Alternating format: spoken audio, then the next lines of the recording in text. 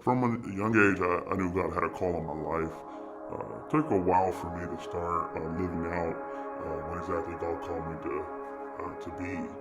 I remember at a young age being able to speak and engage with other ethnicities and different groups of people, and being able to really engage into different cultures. And I understood I had a gift, but I didn't understand why I had that particular gift. It wasn't until I was about 27 years old, 28, when God opened the door to my ministry, to my purpose.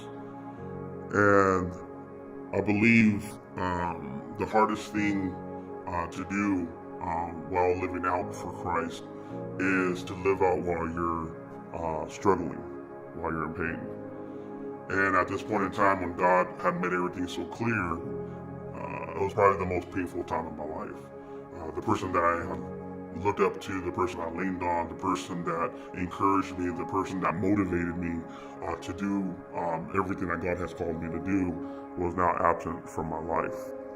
And I remember accepting the call to this ministry, and God was doing big things. I had great support, but the pain inside of me, the doubt began to grow within that pain, and it became a very hard time. And then that pain began to trickle into different areas of my life, such as relationships and friendships, my family relationships, and it began to take a toll. And I remember one weekend I got up and I was having a hard time just within that day. And we had a real big family disagreement, which led into a family separation. And I remember I woke up that Sunday morning and I was completely distraught, confused, bewildered, completely just unsure and doubtful of what God had called me to do. And at that point in time, I believed that maybe God had made a mistake. So I remember I wrote up a letter of resignation about 2 months into my ministry. And I turned it into our board, and they read the letter, and I remember seeing the faces of disappointment, hurt, people who believed in me, and now they're reading something that particularly just broke their heart. And I remember that they got the letter and they ripped it apart, and they said, "No, we believe in you, and you need to take as much time as you need." And I said, no. I already made my decision.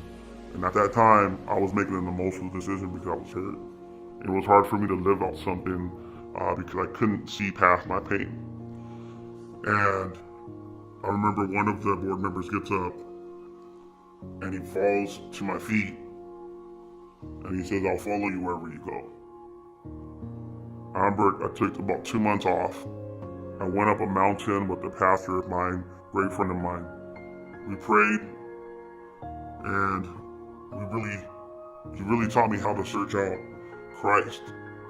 But the main thing that really opened my eyes was being able to break through my emotions. Our emotions are what really hinder us from completing God's call in our life. And I remember when I was coming down that mountain, it was my first Sunday back, and I got to the pulpit, and the church gave me a standing ovation. They were happy to see me.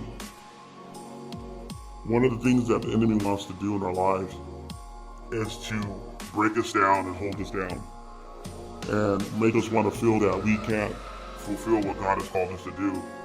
He'll let that pain build up this doubt, build so much negativity in our lives that will ultimately just want to push you away from what God's purpose is in your life.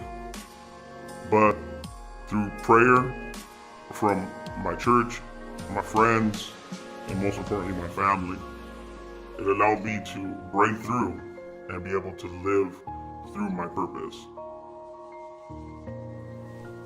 And this is how I've been able to live out.